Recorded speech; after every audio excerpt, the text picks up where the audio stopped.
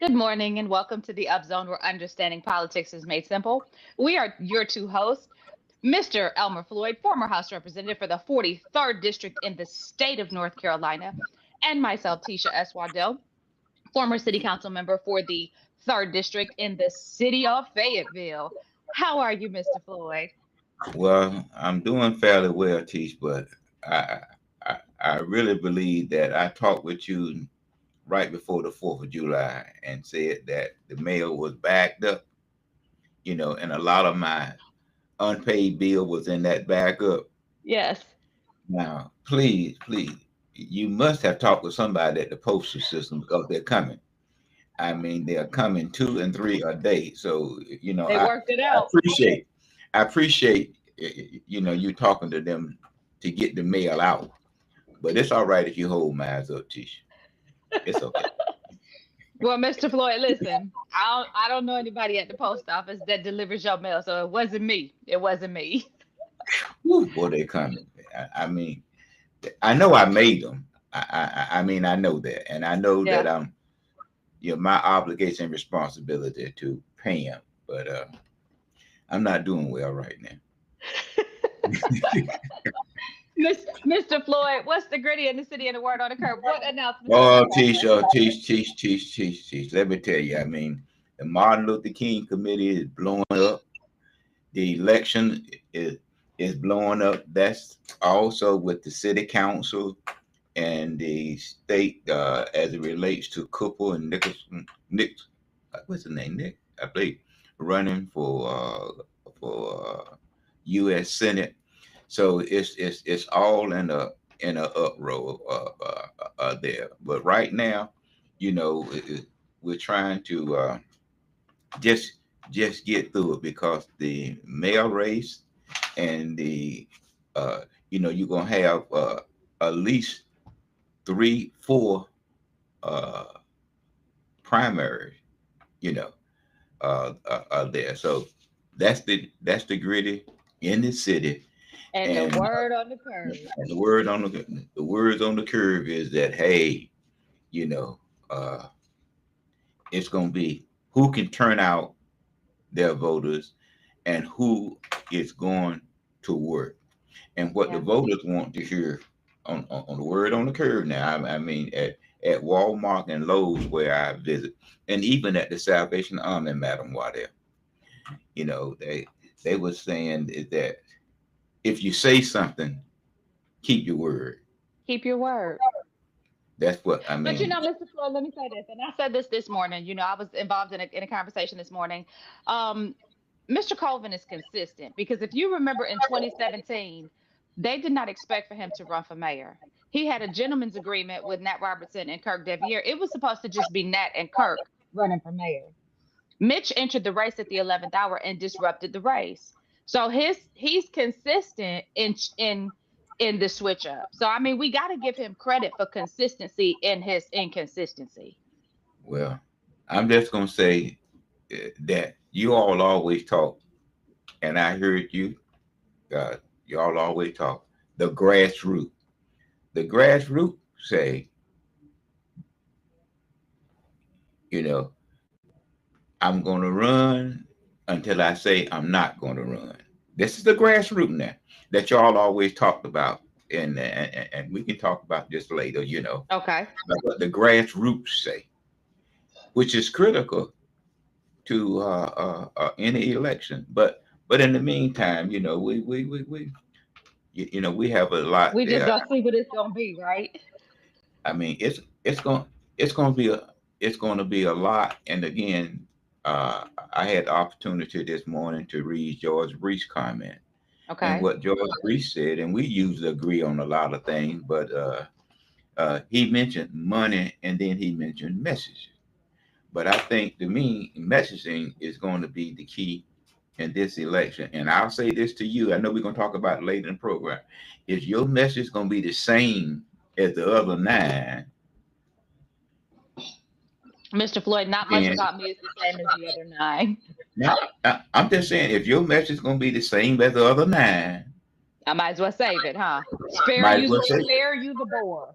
yeah. I mean, and I'm being honest with you. um, you have to have, and what people want more so today, and that's like with the Martin Luther King Committee, they want accountability. That's what they want. You know, as an example, there have been numerous of Facebook posts about the Martin Luther King Park, Mm-hmm. numerous of posts. Mm-hmm. Now, in that process, the young lady who is the chair of the Martin Luther King Committee, not the board of directors, sent a communication to a Let person. me see if I can find that because I think I have that communication. Let me see if I can find that. While you talking, go ahead, Mr. Flood. I'm gonna look Okay, for it while you I mean, so we're talking about what people want more so than anything: accountability, and then they want transparency. talk. Mm-hmm. I mean, quite naturally they want that, but those are the two main things that they are looking for. And grassroots people, they're more so concerned about accountability. Mm-hmm. That I mean, that's what they want. And the second, they want to see what you have done. You can talk about it, but they want to see if there any documentation about Absolutely. what So, is Mr. trans. Floyd, here's what I have. Um, I am going to put it up on our screen. I'm gonna see if I can share my screen. Okay. Share screen. Now look at now this person. Now the thing about this too, these persons are all educators. Yeah. They're all educators. Now, why would you assume a role in an organization and you don't know what the role consists of? Right. There. And one mentioned in the Facebook post that went out said that former Commissioner Charles Elmer Floyd is upset because they could not get on the board of directors. But what I want to do this morning, if you allow me, while you're Hmm. looking at that post, is to make this Can I specific. read the post to you because I'm having a hard time pulling up the email? Can I read it to you? Yes, yes, Okay, so this is what it says, and it comes from, it seems like a Tawana Branch. So yes. who is Tawana Branch, Mr. Floyd? She is the president of the Martin Okay. Luther King Committee. There's a board of directors, and then there is a committee, which both the Okay. same. You operate up under the same name, but she is responsible for like a word, the various subcommittees up under the Martin Luther King Committee. Okay, and Ms. Branch sent this email to Mr. Evans on the 12th of July, and it reads, "Good evening. I hope all is well. I have a few concerns about the conversation that took place today regarding the members of the MLK committee. I've made it clear that I'm unaware of a lot of things, and I would like to know what is going on. First, I have no knowledge about tablecloths and other items purchased for the banquet. I have not seen a list of items, prices, or minutes from that committee meeting regarding purchasing items. I do not know what budget a committee has or what has been spent or left. Secondly, I don't know who Ms. Lacey is or what her affiliation is with the committee. Thirdly, I don't have keys to the mailbox or have received any money in my hand or elsewhere pertaining to the MLK committee. Lastly, I've not seen a report of any deposits or withdrawals from the bank that houses the MLK funds. Apparently, there's a lot of information that I'm not aware of, and I'd like to know what's going on. Respectfully, Tawana Branch." Um, so you fill us in because this is Okay, that's her. Now, if you look at the bylaws of the Martin Luther King Committee, that falls up under her. Now, she is responsible for like the banquet committee, the parade committee, all of these committees. And the person indicated that she had no knowledge, don't have a key to the post office box. Okay, haven't seen any deposit slips, but Mhm. she is the chair. Who signs So, their checks, Mr. Floyd? The well, treasurer? that's a good. Now they have the bylaws say a treasurer. They say they have a financial secretary, and Okay. so uh, That's a good question. I mean, someone said there was a check written this week that they had no knowledge of. So the bottom line of it is that accountability is what people want. When you ask a question about documentation, it's not there. And so I just want to make it clear that I never sought to be on the Martin Luther King board. You know, I have a 40 to 45-year investment in the Martin Luther King activities here in Cumberland County. Let me say to you and the And community, and it's interesting that the president of this organization is not familiar with Mr. Lacey's wife, Miss Lacey, because Mr. Lacey was crucial in this project. well, I mean, Miss Lacey came to one of our meetings and the chair stood over her and asked her, "Who invited you here?" And I sat there and I looked, and I looked at all the females that was there. They said nothing. Okay. Who invited you here? And so, I was waiting, and then the meeting rolled over to this, to the capacity, and you couldn't say anything unless you go through the chair.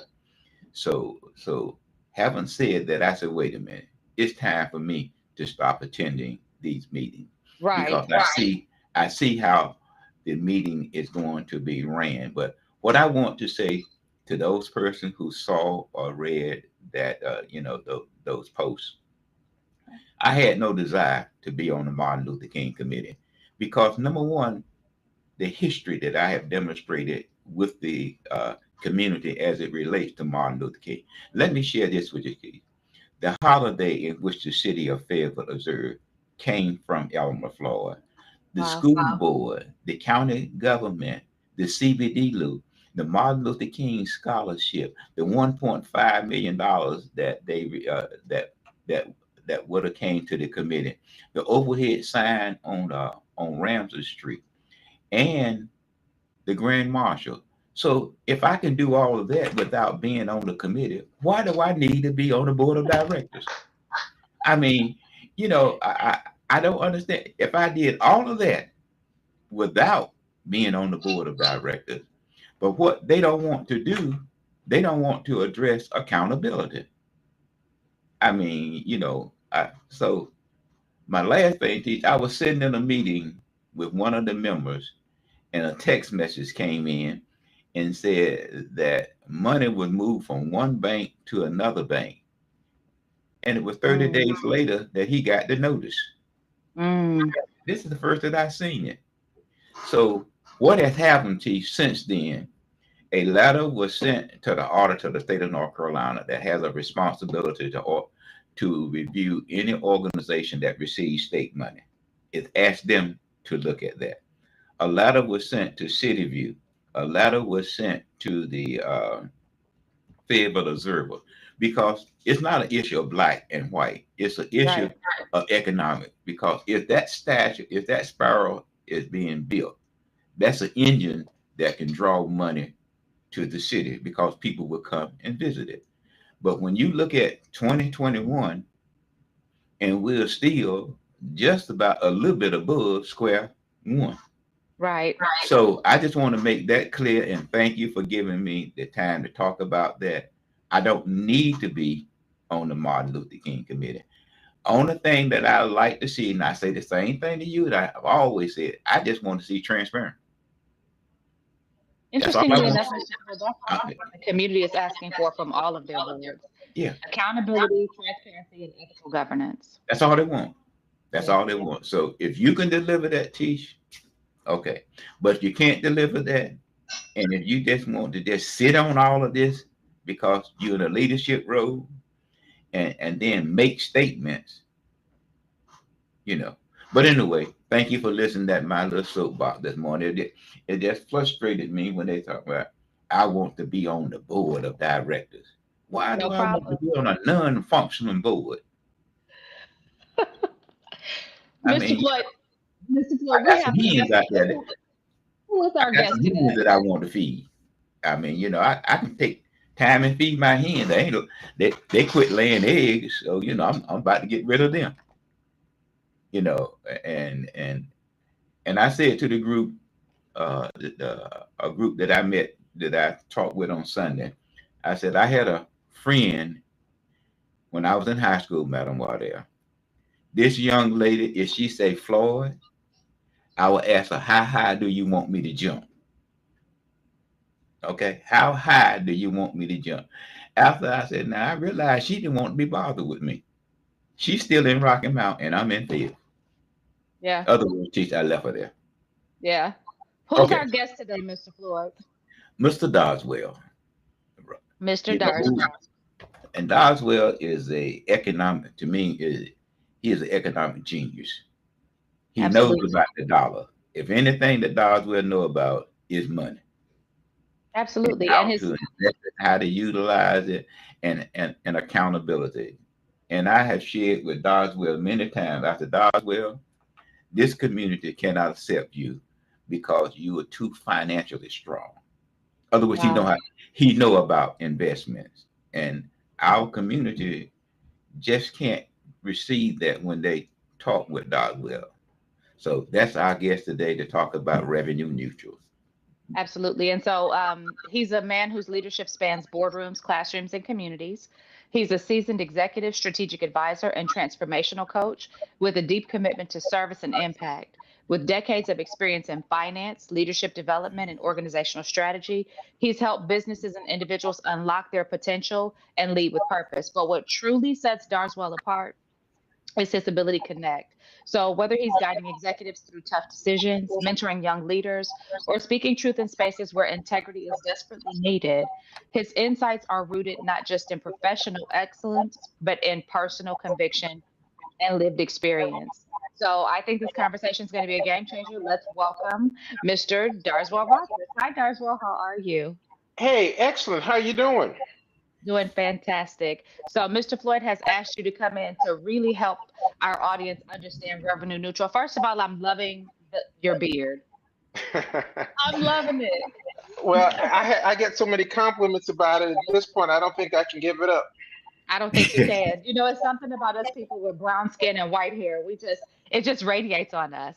Yes. Um, So, Mr. Floyd, I want you to go ahead and you kick off the questions because you have lined this up specifically so that we can make it make sense for our community. So, you go ahead and lead us off on those questions. Darswell, we gave you a glowing introduction. You'll have to go back and watch that. Okay, fair enough. Fair enough. Yeah. Doswell, we September of this year, the county is going to send us a bill that we really don't want to receive, but we got to pay it. I mean, that's when we received our tax bill. And we hear both the city and county talking about revenue neutral. I mean, just what is that for the layperson when we're talking about our taxes and how, they came about doing this and explaining that to us? Sure. So let's assume, just for demonstration purposes, that you own a piece of property that is valued at $100,000, and the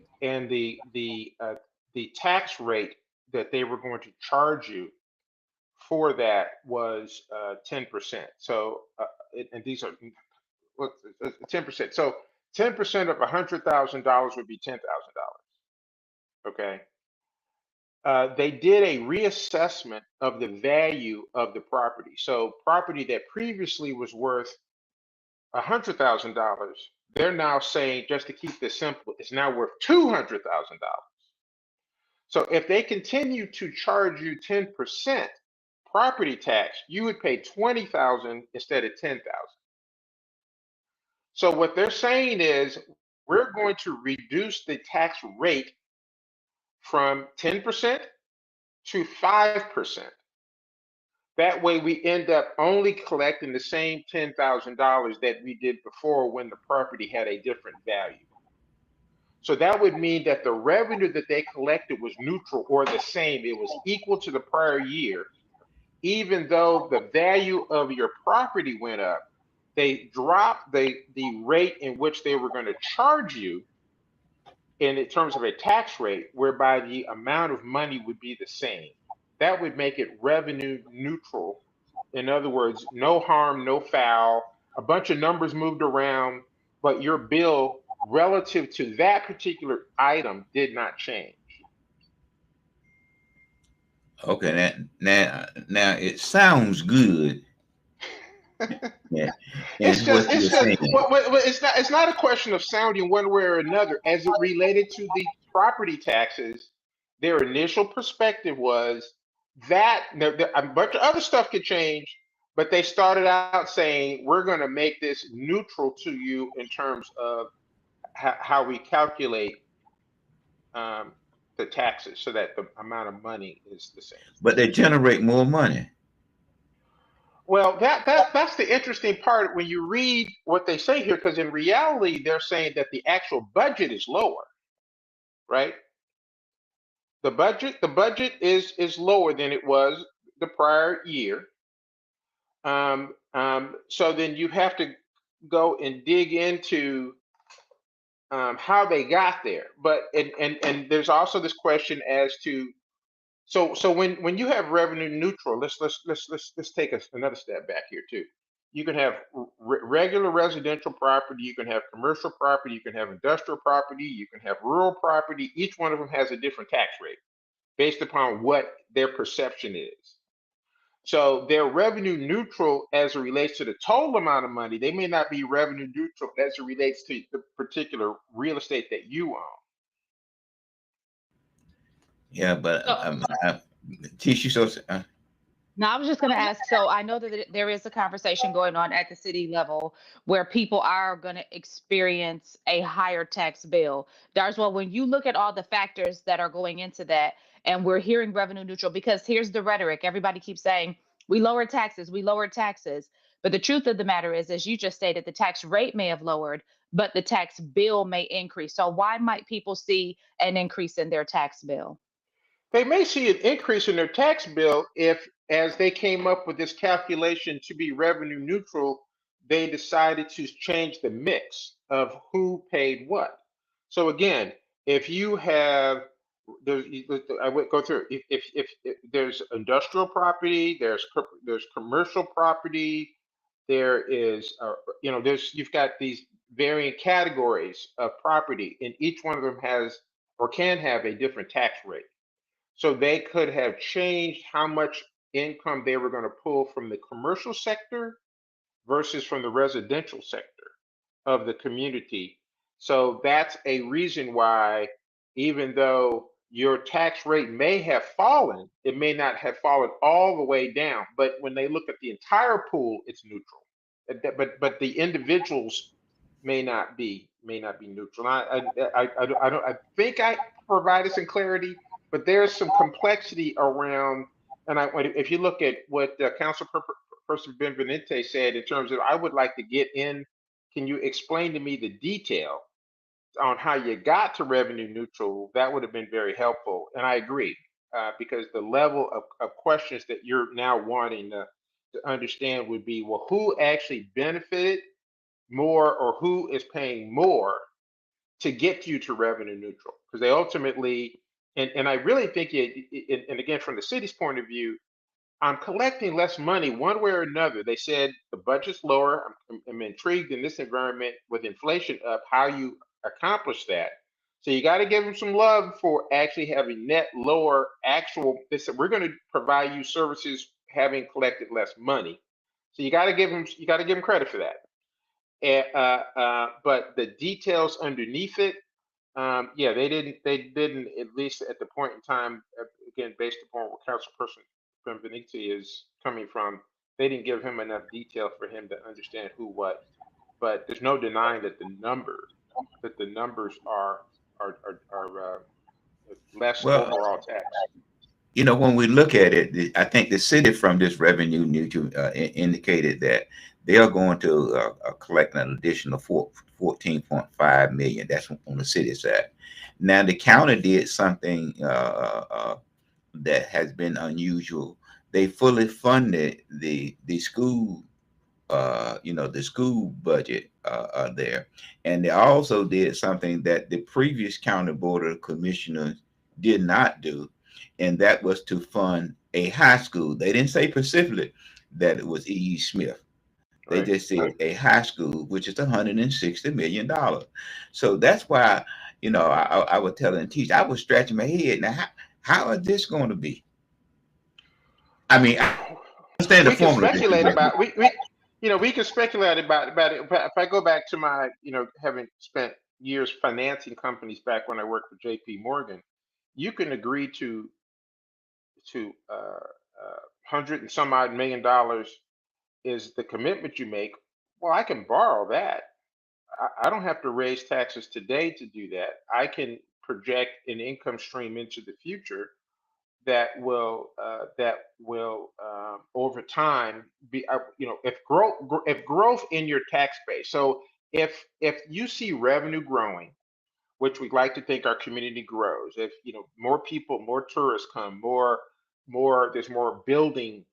Every time you see a building going up, you need to smile because that means that there's going to be a higher tax paid on that new piece of property, which should lessen their need to want to take the money out of those who currently have real estate here in the community or have buildings here in the community.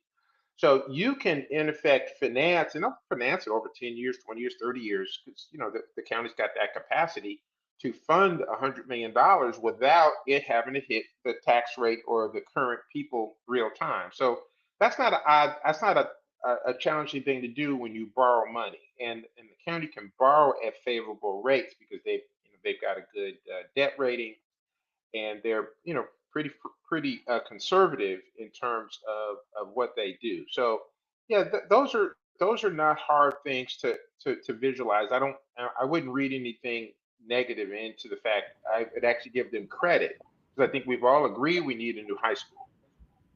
And so they've said, listen, we've come up with a way to do it without it negatively impacting the taxpayer.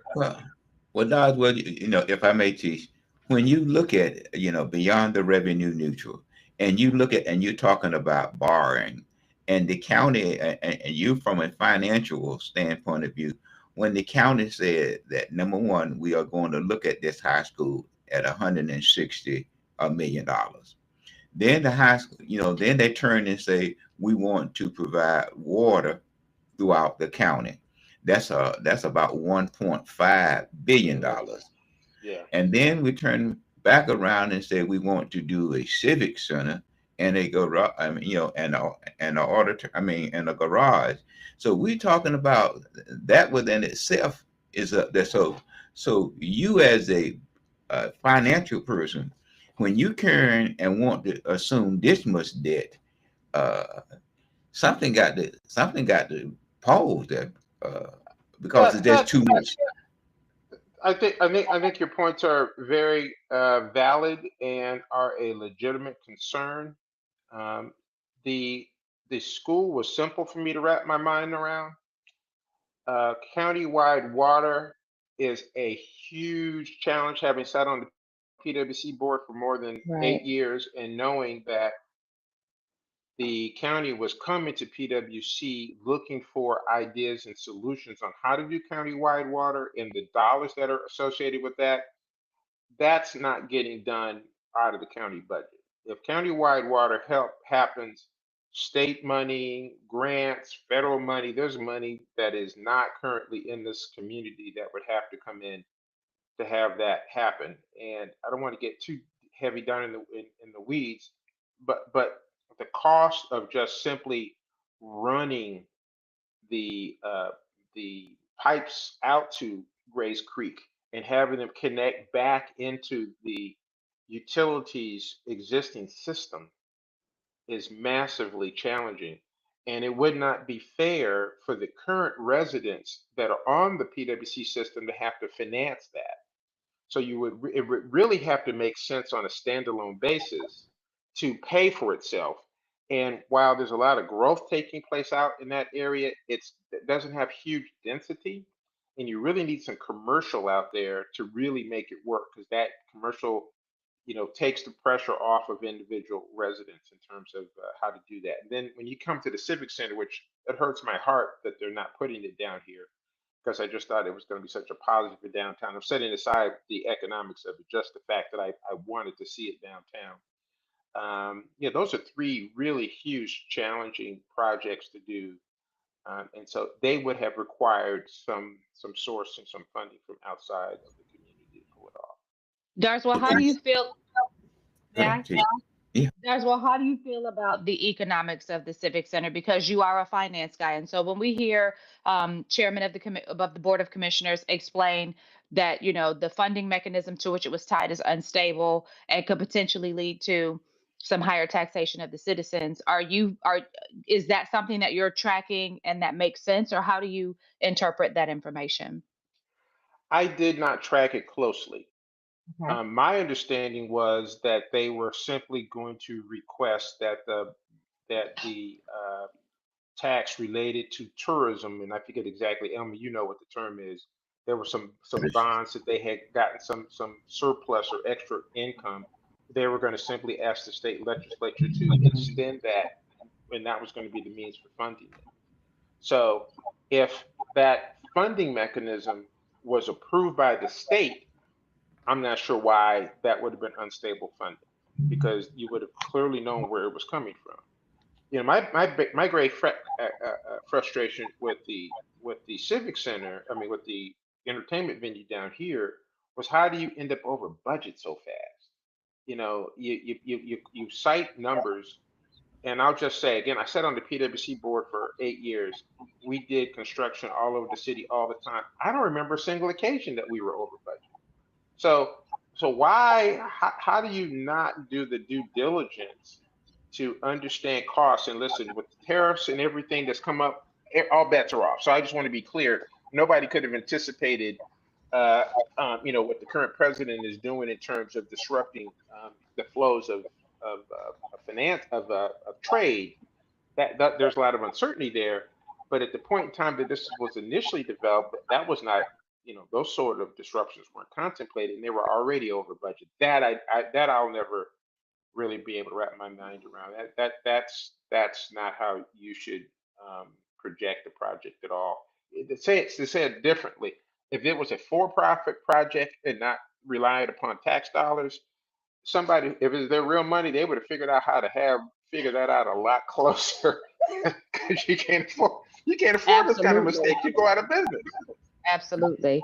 Absolutely. And I think what we understand, and Mr. Floyd can speak a little more closely to this. I think what we understood as far as the food and beverage tax is that that's what's not stable, is that the agreement at the state level is what's not stable, because that tax was supposed to have ended once the Right. the debt was paid off on the complex. And the reality is they just kept incurring debt to extend that, and any legislator worth their weight may have looked at that and said, this is done, and pulled back that funding.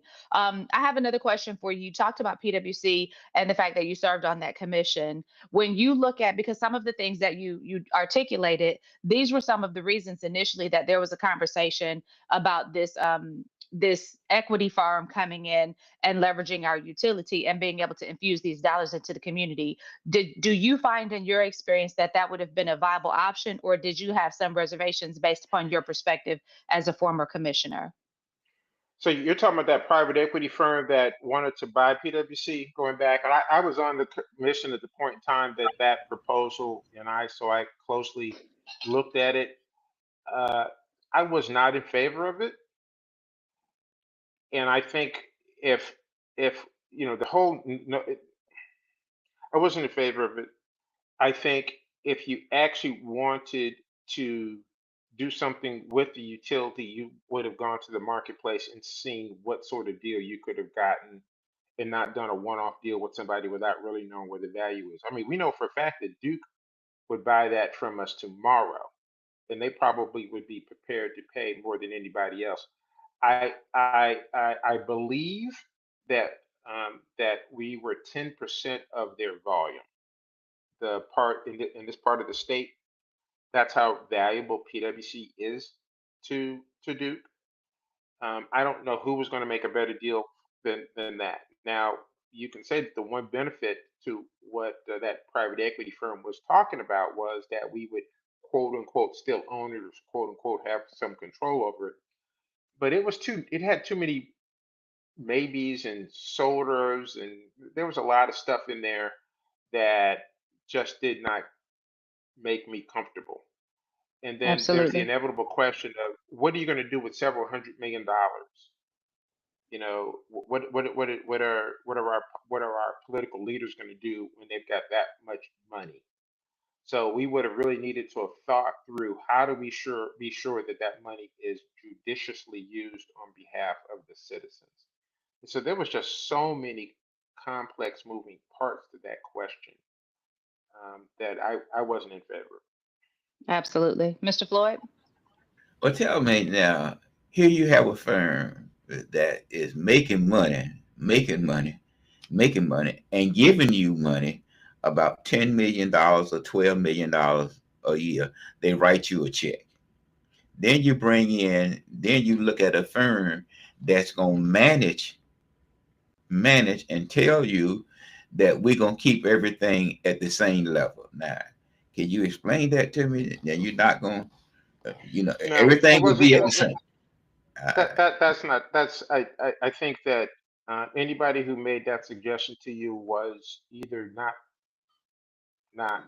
really knowledgeable of the facts. You can't. The investor wasn't going to come in and not make a return. So if they were going to do that, they expected some return, and that return was going to have to go. It caused an increase in the rates. Now, Now, having said that, ultimately, now, in order for that investor to make money and keep everything mutual, as you said, as we started off, they're gonna have to lower service, decrease the service the amount of service that they provide in order to make a profit. Profit. and I want to be sure we are still talking about PwC, right? Well, I think he's saying that if Bernhard Capital would have come in to as an investment firm, if they wanted to maintain rates, the only way to maintain rates and make a profit is to lower the service standard. Correct. But Mhm. that would not have been the right thing to do. The right thing to have done would have been to increase rates. And the balance would have been you would have had over $100 million to invest in the community. And if you invested that money properly, you would have had growth in this community's revenue, whereby you would not have had to look to rates to finance um, the activities, right? Right. So it's all about revenue, right? If you're growing, you don't have to increase taxes. You can actually lower taxes and have more money. So where our struggle has been historically is that we're stagnant in terms of economic activity. And when opportunities present themselves for us to grow economic activity, we tend to look at the debt side instead of the growth side.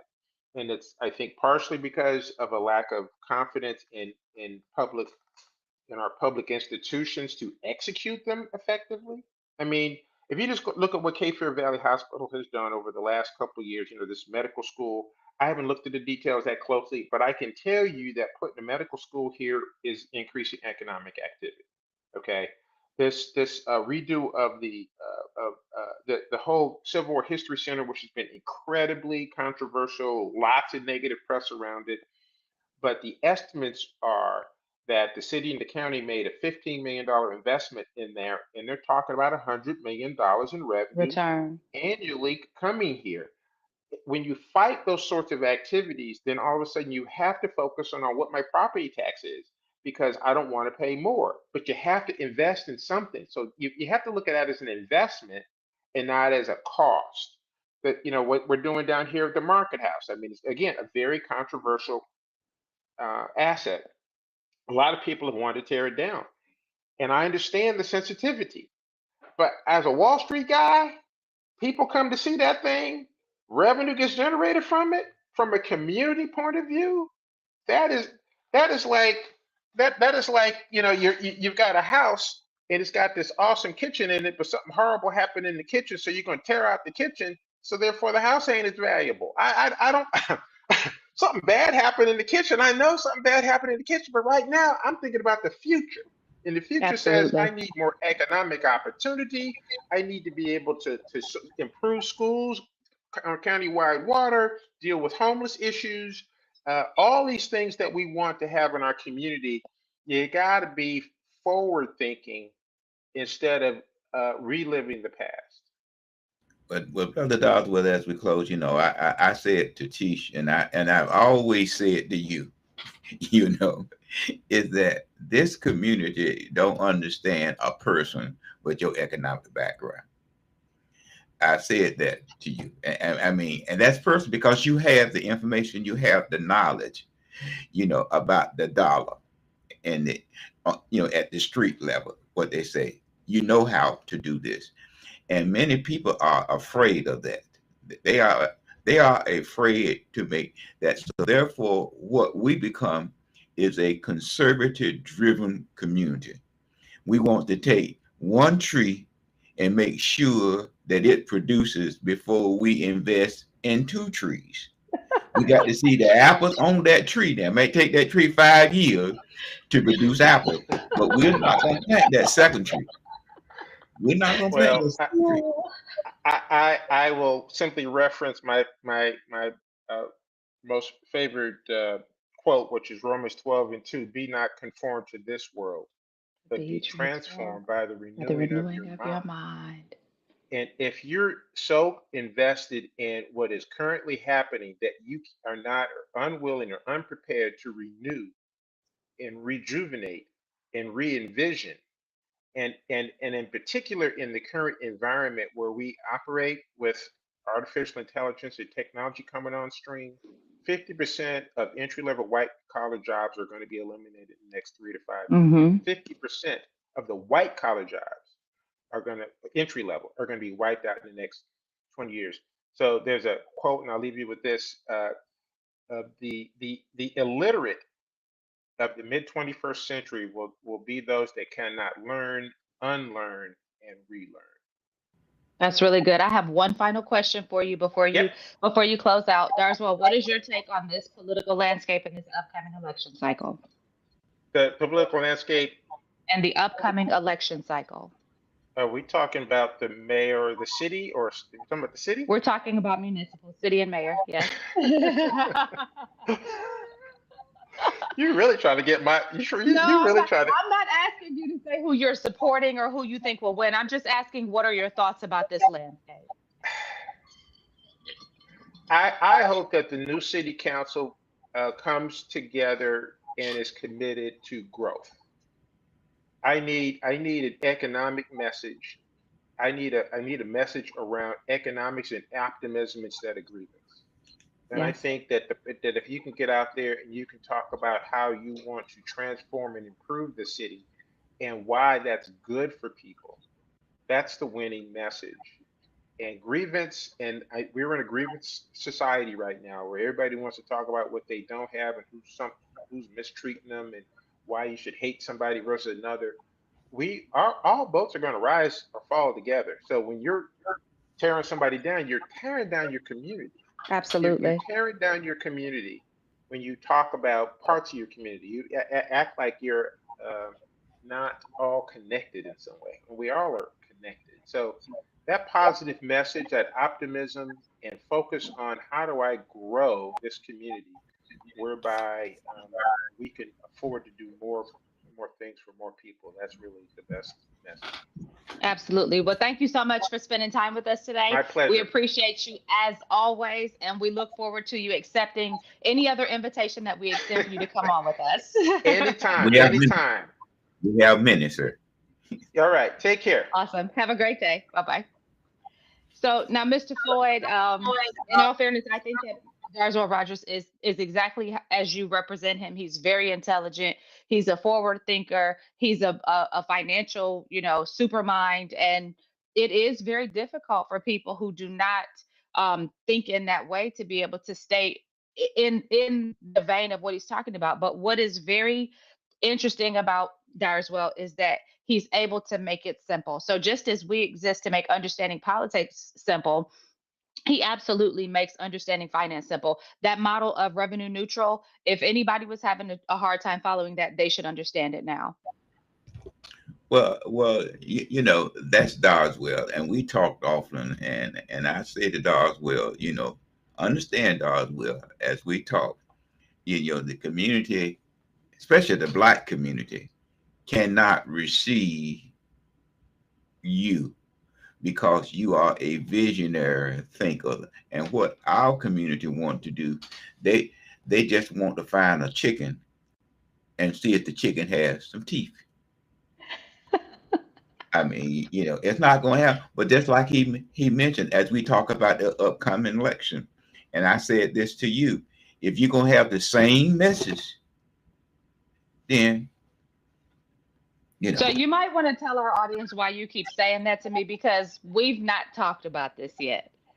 well, now I received a text message about 11:40, 11:45, and it had Tish Waddell.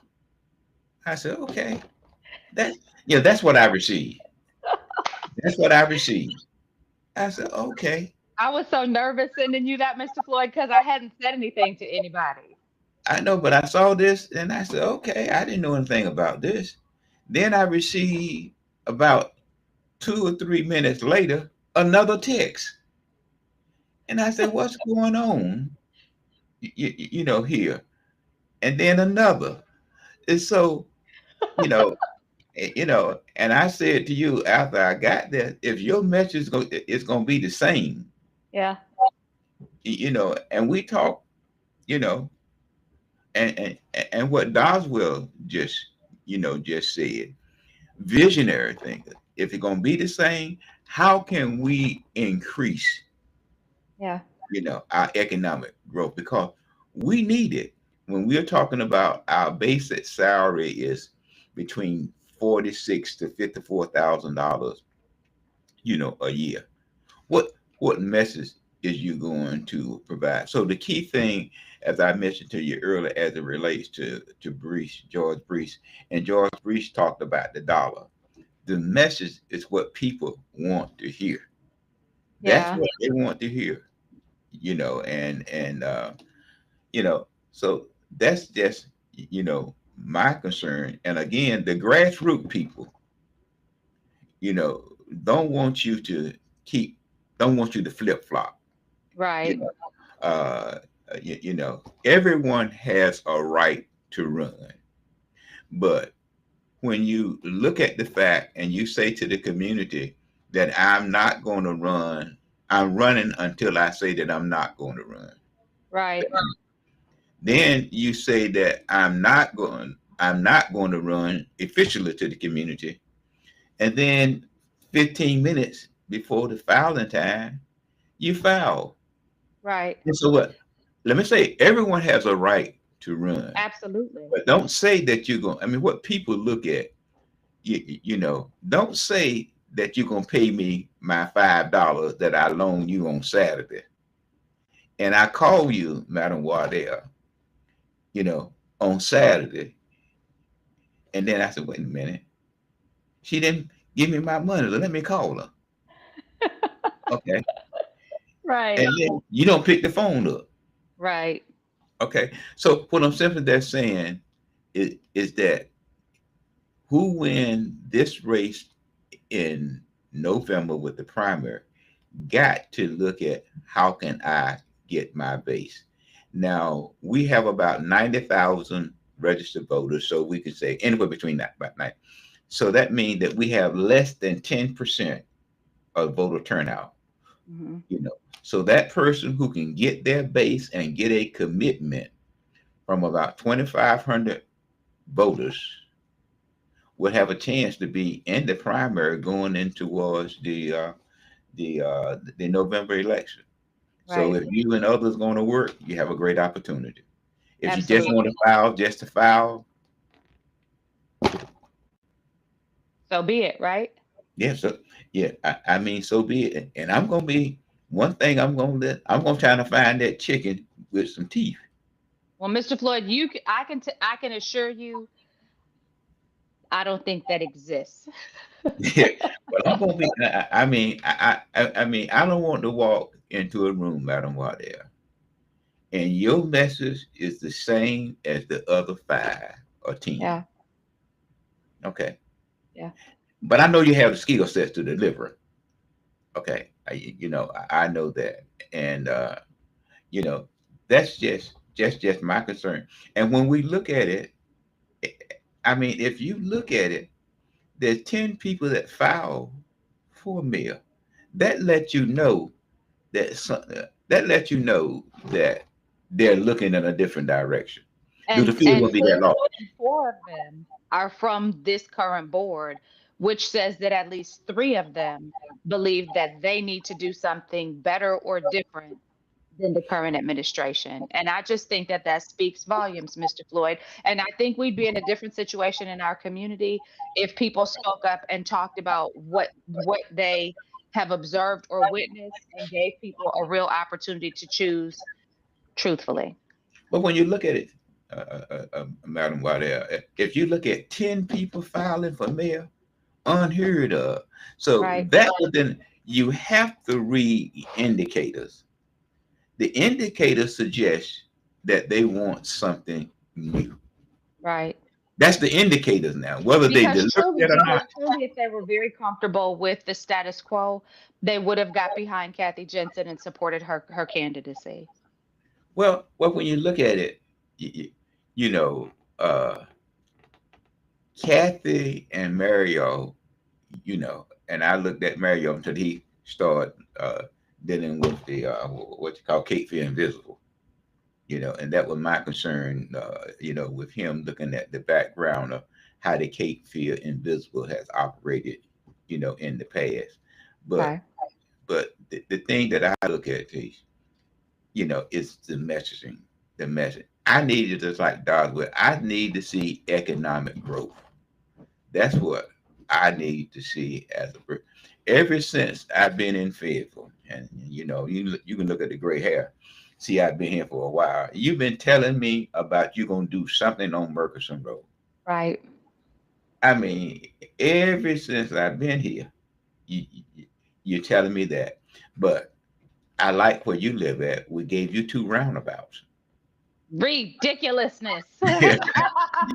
We gave you two roundabouts, and then we gave you a service station at an intersection with 4 in 4 directions and no growth. So that's what I'm saying. We need to look at these things. So that's what we need, leadership. Why are you going to put a 7-Eleven, okay, where you already have a service station, a shopping center, and you have nothing but backup traffic? Right. But anyway, Madam Waddell, I just wish all of you all the best. But I'm gonna say to you again on the air, if you got the same message. Well, I'll be opening up my website shortly.